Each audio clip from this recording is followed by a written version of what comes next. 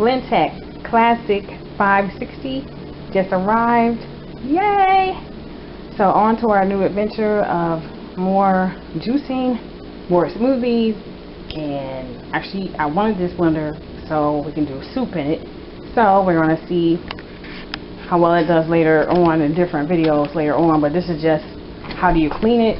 They said put 1 cup of water and a little drop of dish soap to the jar. Place the jar on the blender. Plus the clean cycle, but we don't have clean. We have pulse for 10 seconds and then remove and rinse. So we'll see how this works.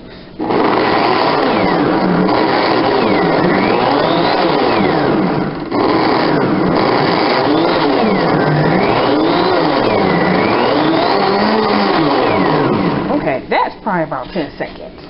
If not, I'm not sure how you're supposed to time it. There's not a timer on there, so I'm gonna keep reading a little bit longer to see how that goes. Hold on.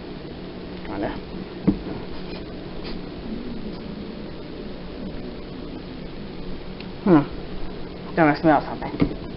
Let's see. Oh, there's a on-off switch in the back. I'm gonna turn it off.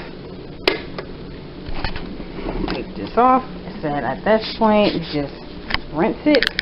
So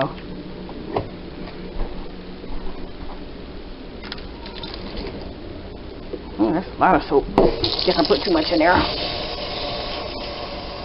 So you just rinse from this point on.